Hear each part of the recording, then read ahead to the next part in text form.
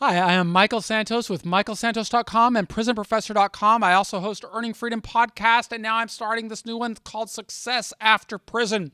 And in this episode, I'm going to be reading chapter 2 of my newest book. What's it called? It's called Success After Prison: How I Built Assets Worth $1 million within 2 years of release from 26 years inside, and how you can succeed too. Now, as I said in the previous episode, I am going to be looking at two different screens right here. So if you're watching this on YouTube, you will understand why sometimes I'm looking at you, sometimes I'm looking over here. I'm here in my office. You see my banners behind me, prisonprofessor.com and earningfreedom.com or michaelsantos.com. I can tell you that my whole focus is on inspiring people who are going through struggle or challenges, sharing strategies that I learned from masterminds, people who empowered me through the 9,500 days in prison that I served, and showing that the decisions we make early can have an enormous influence on our prospects for success later. Now, if you'd like a digital copy of this book, it's really quite simple to do. Just visit my website, enter my mailing list, and it's really simple to do, and you will get a digital copy of this book sent to you for free. If you have a loved one that doesn't have access to the internet or to iTunes so that they can listen to this message and you'd like them to receive it so that they recognize how they can begin preparing for success today, well, it's really quite simple to do that also. Just visit my websites, go to the store, and you can download a copy of this book or any of my other books. It'll be sent to your loved one right away in a paperback version. You can also order courses and so on. But again, this isn't a hard sell. As you see, I give away more content than I sell. And the reason that I do that is because I'm very passionate about helping people who are in struggle, showing them that they can emerge successfully regardless of what challenges they face today. They can always move forward. So I read these chapters in 20-minute segments, as I described in the last podcast. If you want to, you can just follow along. I urge you to subscribe to my YouTube channel, subscribe to my podcast. And that's the way we get more distribution, and we start showing more people that regardless of what challenges they face today, it's never too early, it's never too late to begin preparing for a life of success, meaning, and relevance. And that's what this story is all about. So I'm going to continue reading the manuscript. So if you see me reading, I will be reading it directly. But, I have a lot of passion, a lot of energy. So you might see me sometimes going off on a tangent, but it's because I really want to share this message. And that message is, how does one get out of the rut, begin preparing for success? And if you'd like to get that message, I'm going to share it with you. So I'm looking over here. I've gone for about 3 minutes in the intro again.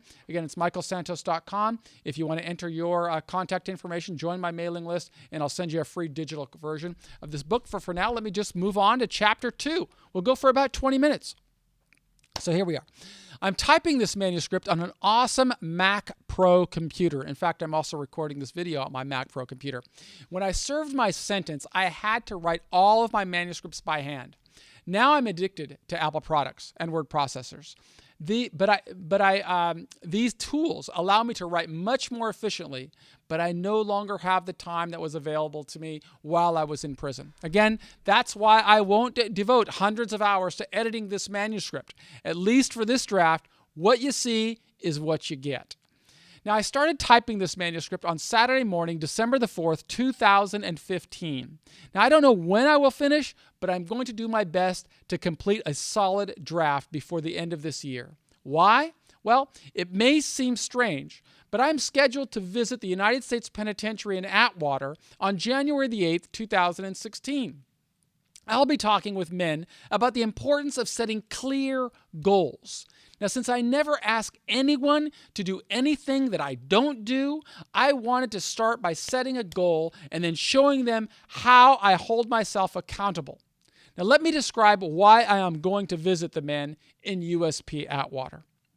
After speaking at a judicial conference in Sacramento that I wrote about in the introduction, I had a conversation with Andre Matavusian. Now, he extended an open invitation for me to return to Atwater, the prison that released me in 2013, so that I could meet his team and speak to the prisoners inside. And I welcomed the opportunity. Now, let me go off on a tangent and say why I welcomed the opportunity. Well, I served 26 years in prison.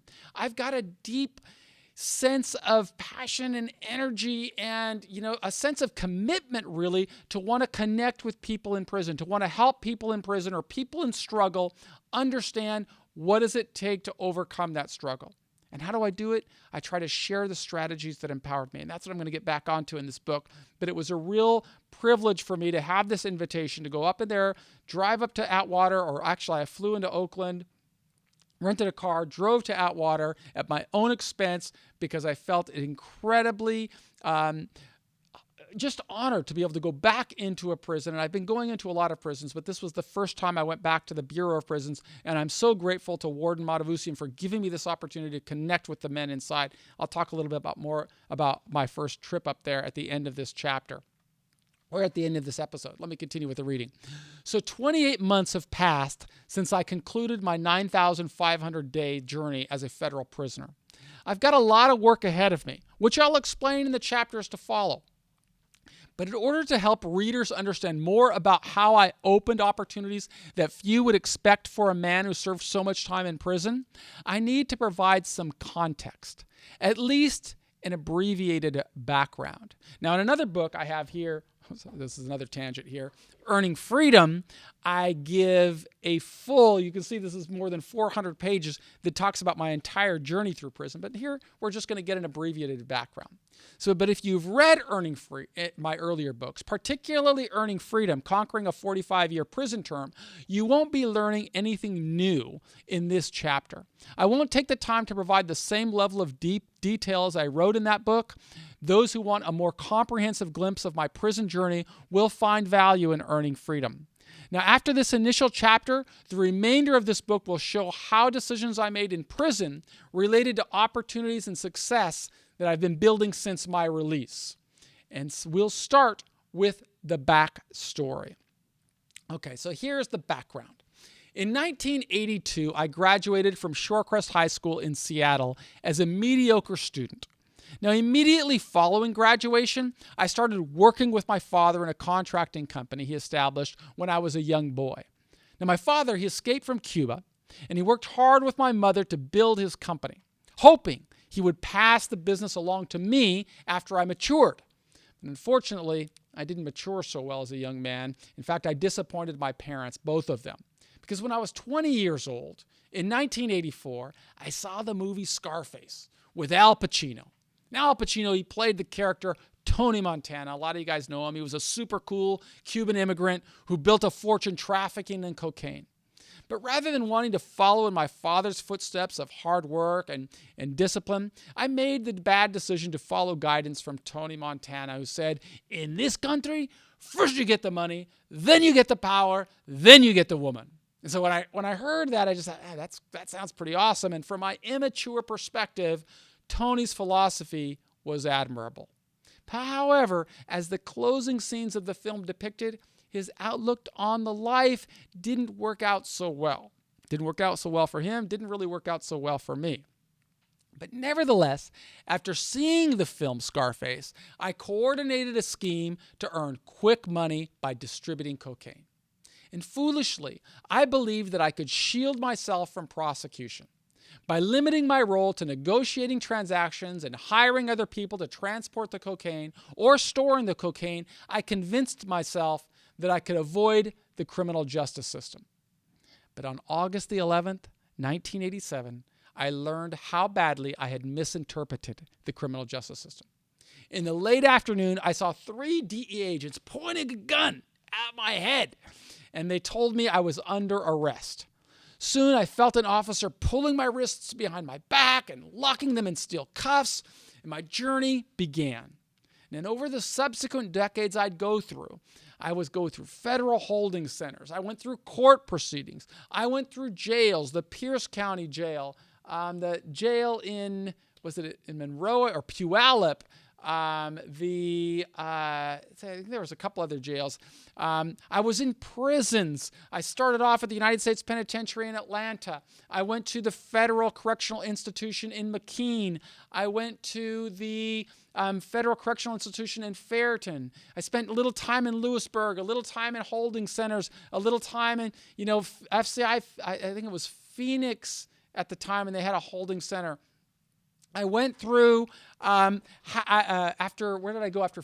Then I went from Ferriton to Fort Dix. From Fort Dix, New Jersey, I went to Florence, Colorado, the camp in Florence, Colorado. Then I went to the camp in Lompoc.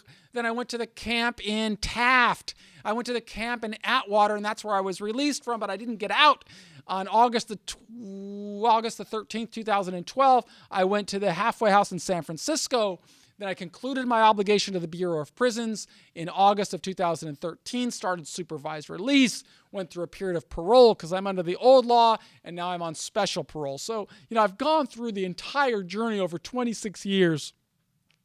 And these pages that follow will tell the story of how decisions that I made while I was inside influenced my life outside. And it's my hope that this message will inspire you to begin preparing for your successful outcome, particularly if you are getting this message while you are incarcerated, while you are in a jail, or while you are in a prison. It's my hope that this message will help you recognize the decisions you're making right now, including the friends with whom you hang around, including the way you use your activities, including the way you use your time. All of that is going to have a direct influence not only on your journey through prison, but also on your prospects for success when you come to the other side of the journey. And I'm going to talk about that throughout this process in these 20-minute increments. So let me continue with the reading now. This is chapter's Transformation After the Trial. Now, wanting nothing more than to get out of jail, when I got arrested, that's all I cared about was to get out of jail, I welcomed my attorney's optimism. And when he told me that a big difference existed between an indictment and a conviction, I put my future in his hands. And then I proceeded to make every bad decision a defendant could make. I refused to accept responsibility. I didn't contemplate expressing remorse. While in custody, I stayed involved with the criminal enterprise that I had begun. I took the witness stand to testify during my trial, and I lied to the jury. Members of the jury saw through my perjury, and they convicted me of every count. So it was at that moment that really my life began to change. And I talk about that as kind of a new philosophy because I really recognized at that time I have a really bad philosophy of life, and it didn't work out so well for me when I was in that custody and the decisions that brought me into custody. But I had an opportunity to look at things differently. And so, I started praying, I looked for guidance, and I found it. So after the jury, now back to the reading. After the jury convicted me, the United States Marshals returned me to the Pierce County Jail, where I was held in pretrial detention. And while in my cell, for the first time, I came to terms with the bad decisions that I had made. I began to pray for guidance. And those prayers, well, they led me to a book of philosophy. And I came across the story of Socrates. Now, at that time, I didn't know anything about philosophy or Socrates. He was a teacher in ancient Athens, and laws of that era made it a crime to teach people who were not from the ruling class. Socrates broke that law. He believed that every human being had value and a right to learn. Authorities convicted Socrates for breaking the law of teaching, and judges sentenced him to death. So while he was being held in jail until his execution date, Socrates received a visit from his friend Crito, who presented Socrates with an opportunity to escape. Now, it's important that I share this message because all of this had an influence on my journey through prison. And I hope that it has an influence on the way that you're looking at your life and your prospects for success. Because when I heard Socrates get this opportunity to walk out of jail, I expected him to take it. That's certainly what I would have done. But instead of taking the easy way out of escape, Socrates chose to accept his punishment, accepting death before dishonor. And from Socrates, I learned a great deal. His wisdom came through by asking brilliant questions, a process that spawned the term Socratic questioning. Now, after reading several stories about Socrates' life, I stretched out on the concrete slab of one of Pierce County's jail cells, and I thought about the decisions that I had made that put me in my predicament. While staring at the ceiling, I contemplated the many bad decisions of my youth. And I made a lot of bad decisions. I made poor choice of friends. I lived a fast lifestyle, and I totally lacked discipline. So as a consequence of my convictions for leading an enterprise that trafficked in cocaine, I faced a possible sentence of life in prison. Now, even though my conviction carried the possibility of a life sentence without parole, I believed that I would return to society at some point. I began to question whether I could do anything while I served my sentence to prepare for a better life when my prison term ended. Good question for you if you are in jail, or if you are in prison, or if you are in a school that works with at-risk youth, and you're targeted as somebody who's going to be potentially coming into the system. Here's a good question. What are you doing today to position yourself for success tomorrow? That's the type of Socratic questions that I started asking very early on in my journey, and it made all the difference. So back to reading. As I learned from Socrates, the secret to success wasn't to ask questions about my own life. Instead, I needed to ask questions about my relationship to the broader society. Later, I learned from many other masterminds that taught me the timeless value of asking the right questions. For example, a well-known sales coach and motivational speaker, Zig Ziglar, is famous for having said, if I can ask questions to help other people get what they want, I can get everything that I want. Same for you. Ask questions. What's the best possible outcome for you? The best possible outcome. Think about the people you're going to encounter, the people in the broader society. Think about what they will expect from you.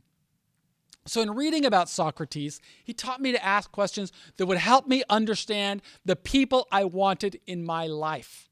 I hated confinement, as I suspect you hate confinement. And I didn't want to be a prisoner forever. But although I couldn't undo the bad decisions of my past, I started thinking about the people I wanted to interact with in the future. Now, ironically, although I faced a life sentence, I didn't want to think of myself as a criminal. In the future, I wanted others to judge me for the way that I responded to my problems, not for the bad decisions that resulted in my imprisonment. And this leads me to the subheading, Socratic questioning and avatars. Who were the people I would want to interact with in the future? What did they do for a living? What influence would they have in my life? Those kinds of questions led me to humanize my avatars. What's an avatar? It's a good question.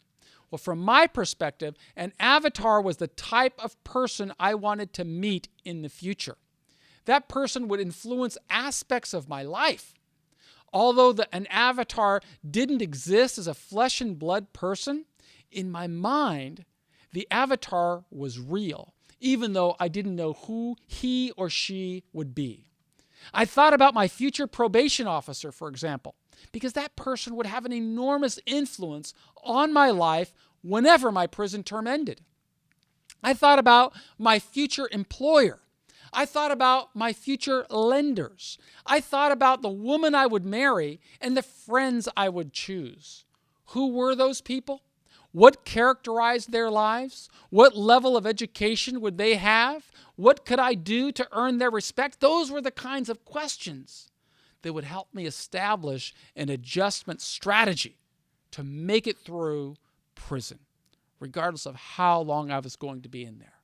And the more questions I asked about my avatars, trying to contemplate what they'd be thinking, the more insight I had as I contemplated the way that I would adjust through my prison journey. I began with questions about whether there would be anything that I could do from prison to influence the way those avatars would perceive me in the future. And the initial answer to my question was a resounding yes, there is something that I could do if I acted appropriately. I believe that I could influence the perception of my avatars. As Socrates taught, one question always led to another. What then could I do to influence the ways that those avatars would see me in the future? What would they expect from me if they were going to see me as something more than the bad decisions I made when I was 20? And those questions led to a 3-part plan. My avatars would expect me to educate myself, they would expect me to contribute to society, and my avatars would expect me to build a support network. So if I kept the expectations of my avatars at the forefront of my mind, and if I turned to those thoughts with every decision, I believe that I would influence perceptions. Instead of judging me for the bad criminal decisions and the conviction that I received, of being a prisoner or an ex-convict, my avatars, I hoped, would respect me.